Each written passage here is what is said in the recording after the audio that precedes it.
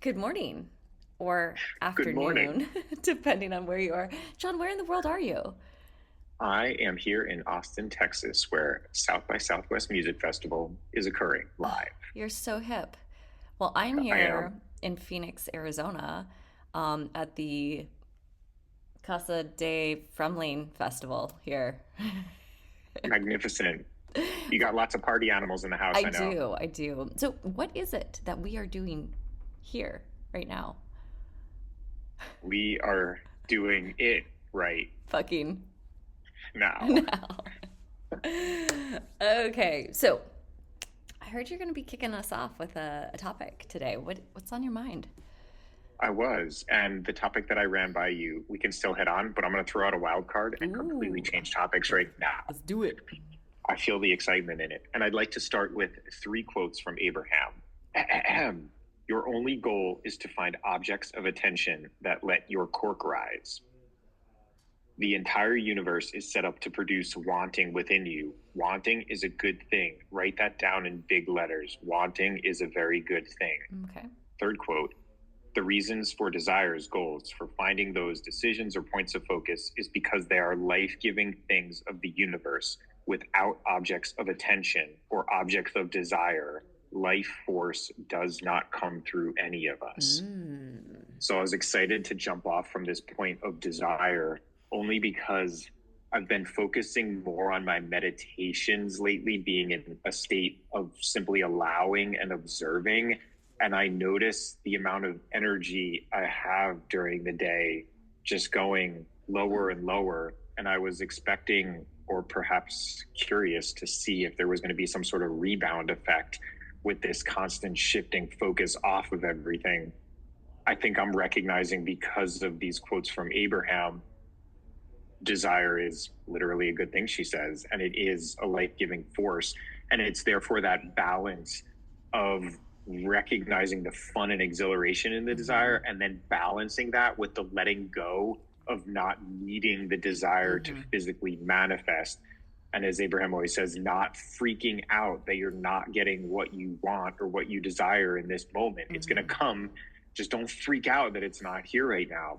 Yeah, I love that. So tell me your thoughts on desire. No, I think that this is it's a really good, interesting starting off point, and you got to the thing that you know first popped for me was how do we hold desire but not feel the lack of what it is that we're desiring. Um, I was listening to an Abraham just a bit ago, and she said this phrase that I hadn't heard her say before. I would imagine she said it dozens and dozens of times, but it really hit me, which was if it feels good, it is, right? The end. If it feels good, it is. And so I think that that can be applied to this idea of desire, right? If the desire feels good, it is. It is good. It is so. It is going to be delivered to you, right? Like I think that that was just such a um, powerful statement, and I think it applies well to this question of desire and that like um, I'm also reminded of Jerry's asking of Abraham via Esther, right? Because Jerry had so many questions, he had such strong desire, right? He was able to ask these questions of Abraham that brought in Abraham through Esther. So I think that makes a lot of sense. But so what's on your mind? What are you thinking about? What are you getting excited about?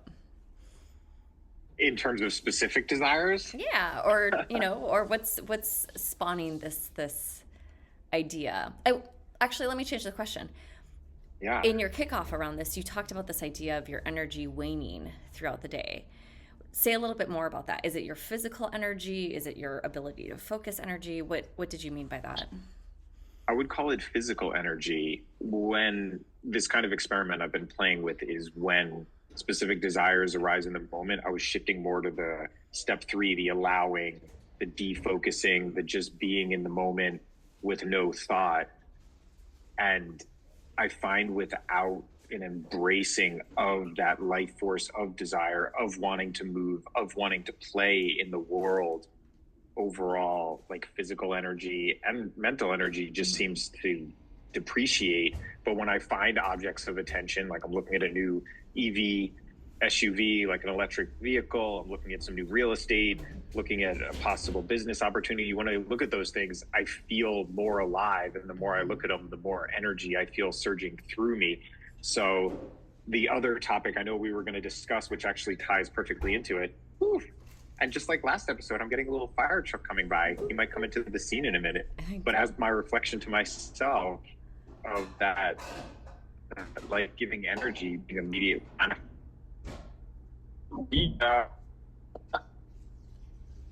This is too perfect. I literally created a fire truck pulling up right here. I don't know That's if you can hear awesome. it. But Can't hear it. the original jumping off point was going to be the two different perspectives you can occupy in any time. Maybe more of a step one, intending, focusing, desiring, and then more of a step three, allowing, surrendering, accepting, embracing whatever is, and kind of the balance between those two, but really recognizing the desire is a good thing, a life-giving thing, and just simply balancing the two by saying maybe just letting go of it even manifesting, but finding appreciation and excitement within the desire itself. That is where most of the life force seems to come from. When you have the manifestation of something you've been focusing on, I get that immediate hit of like, fuck yes, this is awesome. But Abraham's true, and she says it doesn't really last long. Like I just bought a new car, and Esther was excited for a week. So it's really that constant desiring, which is life-giving, and it's the shift in perspective, based on what you were talking about before we started the call, the perspective to realize the desire is the best part and what I really want and embrace, and not emphasize so much on the manifestation of it. Yeah, it's that feeling experience of the desire, right? And it's if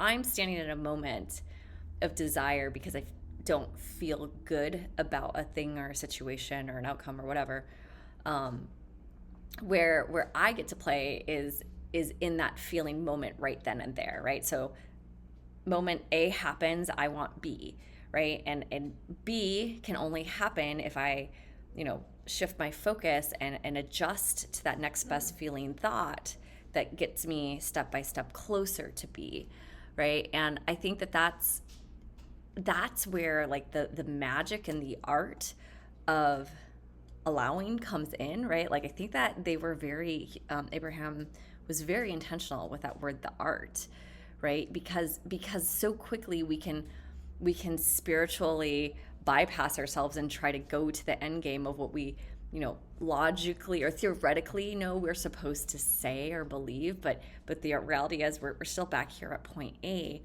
So then sometimes what I've found myself is in these moments, trying to reach for the next best feeling thought, but I actually like fall into different topics, right? And then I'm kind of like going off path, which is totally fine. If I'm feeling better, great, right? But if I'm doing work on I'm at point A and I want to get to point B, I think it's being really nuanced about that feeling better on this particular stream of thought.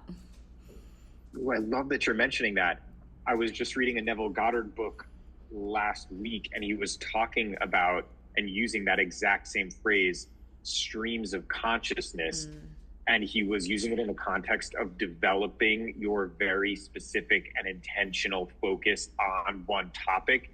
And he was noting that frequently you'll pick a topic, it'll start to feel good, and then the emotion will present you with multiple related streams of consciousness. But the more you go down those streams, almost like Bashar's departing trains, the further the streams start to spread apart from that initial focus.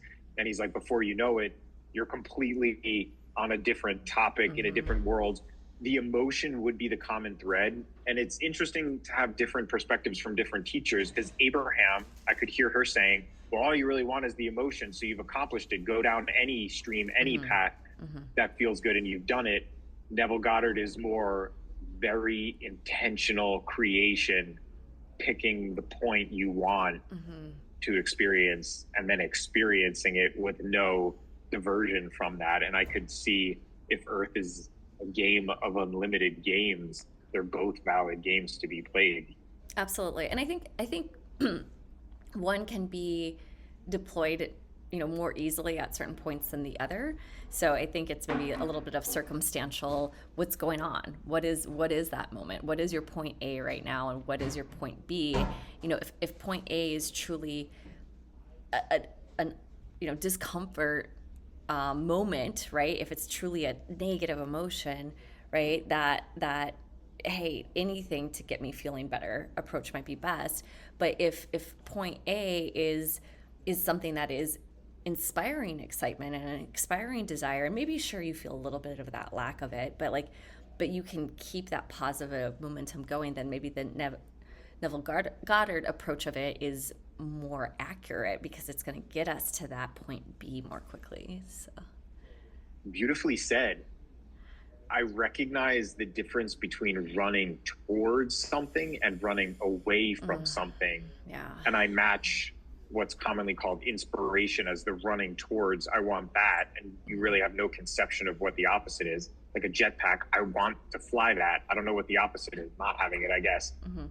Versus this conversation with someone is feeling really uncomfortable and the survival instinct is almost kicking in because I feel like I'm going to die because I'm really just confronting a limited belief within myself with that urge. So I really like that perspective you're offering, is it's really art, and to know which tool you're in a state of being to properly execute. And it really becomes an art or a dance. This reality is so cool. There's so many games within so many games, and there's so many nuances to these games. And ultimately, it's all us. It's all our own energy and our own power coming back to us.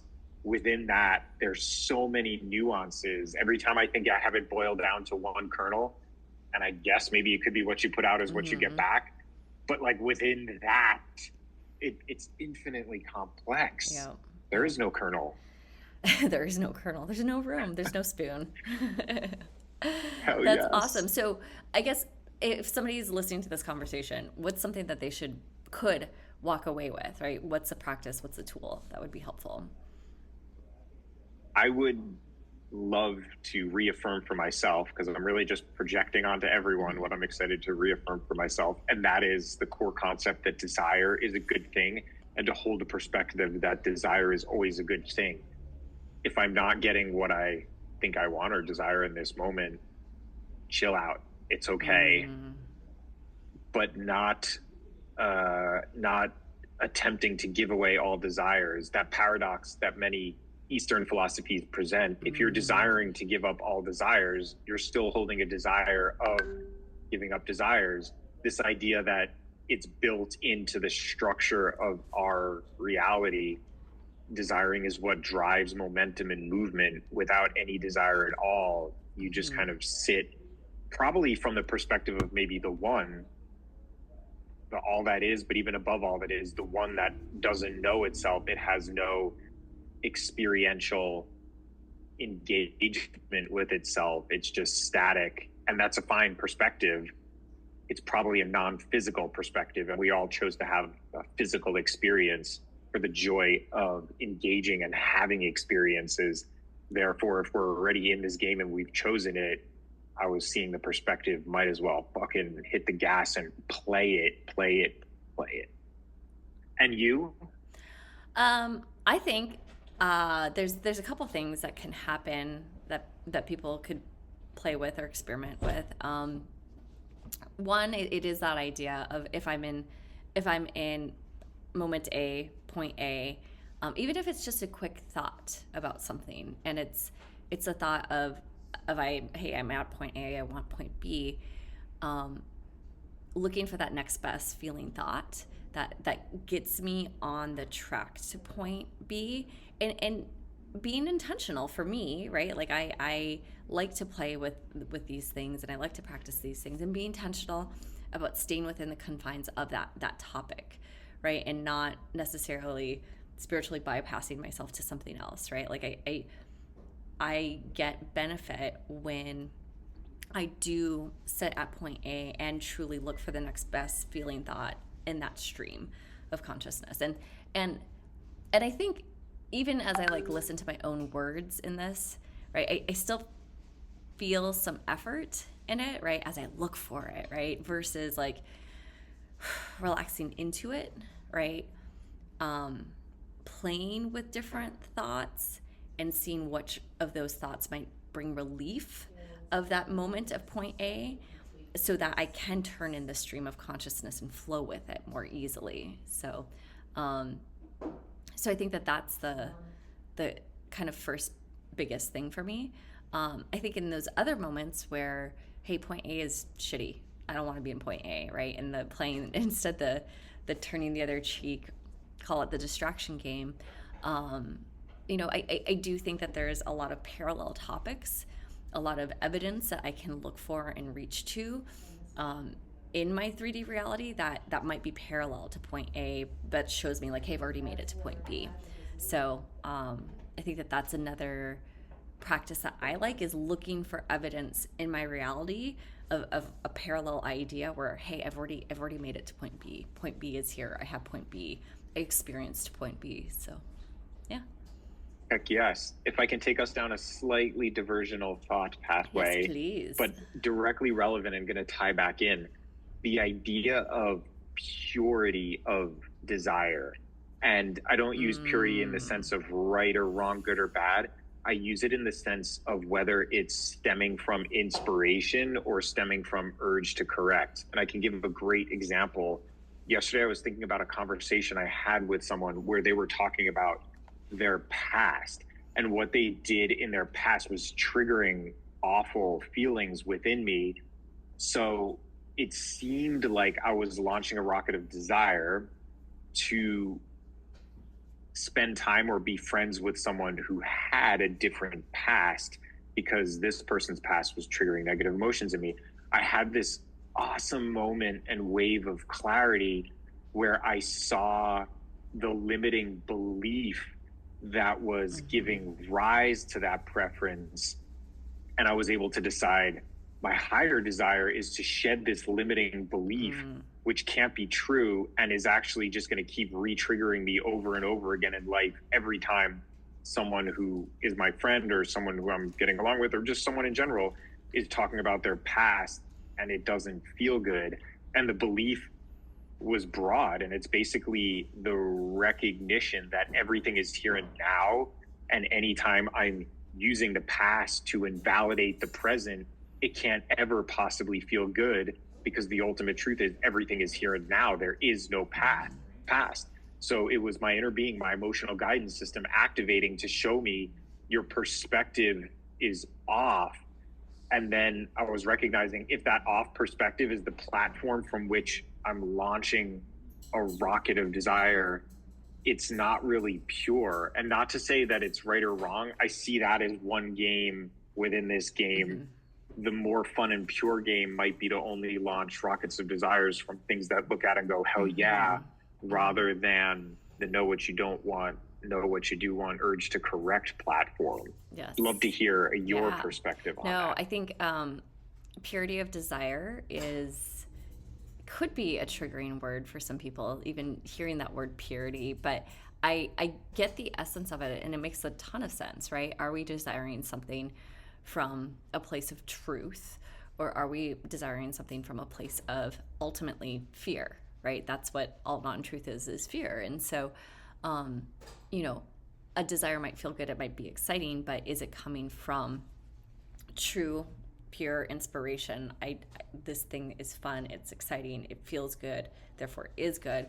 Or I want this thing because I'm trying to mitigate something else, right? And I think that that's maybe a good litmus test, is just to say, is this because I truly want this thing, or am I mitigating something else through this thing? And that's where becoming hyper aware of what's going on for myself, right? What are the thoughts? What's the internal dialogue? Being hyper conscious of that being that superpower or super feeler can help me assess the difference between those types of desire. So, yeah, all this discussion makes me realize I used to perceive that I had all the answers and was excited to share these answers with everyone else, mainly from a perspective of I know best, like everyone follow me. The more I play with this, and I love these conversations we have, it makes it very evident I'm still figuring out for myself It makes it evident there's a million different games with no right or wrong, no good or bad. Everyone's just getting back what they put out. There's not a single shred of injustice in the universe. You could say there's injustice in the sense that you always get a perfect reflection of whatever you are. The universe favors you not 1%, it favors you 100 fucking percent. Whatever you say you are, whatever you say reality is what you get back. Like we always joke about probability, 100%. 100%. It's 100% going to match. I feel so free and light, and I appreciate and enjoy these conversations because it re-solidifies in myself. I'm so busy and interested figuring out what game I'm playing within myself. It becomes comical to think I could ever know what game is best for someone else. And even things that I think I don't prefer from an urge to correct standpoint, like seeing illness around me. Illness is a valid game of creation, and some super powerful gods may have come here for a game involving illness, transmuting it or living a lifetime of illness because they've spent eternity knowing nothing but wellness. I mean, who knows? Anything I could possibly conceive of is a valid game. So I feel so free in dropping that bag that I would know anything about what's best for anyone else. I like this idea too of, I feel like people like you and I were attempting to play a similar game, right? Similar ideas, similar, parameters, etc. The game of the law of attraction. Yet we can deploy different tactics, different tools, right? Different approaches. Some people might play a game on more of an offensive standpoint. Other people might play more defensive. Some people, love their double hand back stroke versus their single hand, right? Like it's so I even like this idea of we're playing similar games, we're just playing it in a different approach too. So yeah. That's such a cool analogy. I love the tool belt analogy, to go back to our last episode of breaking or busting loose from the money game, where he talks about conceiving it as a tool belt and you're picking different tools off. It was making me remember, as you were talking, when I used to work as an electrician, and I worked on a huge site that had over 100 electricians working on it. And you'd see other guys doing the same task you were assigned, but they would be doing it in a different way or have a different tool. And I'd watch them for a minute and assess, does that seem easier or maybe more fun or faster or whatever? And sometimes I'd find new tools or new techniques and say, hey, what tool is that? How come I don't have it? My tool doesn't do that. Or look at that technique. And sometimes we would just agree to disagree. They would say, this is faster. And I'd look at it and be like, no way, this is faster. And then the times when neither of us tried to convince each other, we could just laugh and know on jobs, hey, this is just how, that guy does it. This is just how I do it. They're both cool. We've both come to our own conclusion. We're both playing the same game of electrician, but the tools and tactics we're using are completely different. I love that concept. Love that perspective. Yeah, for sure. Well, hey, I appreciate you sharing all your tools and techniques and tactics with me as we play a semi-similar game. We definitely have some different objectives in our games. but 100%.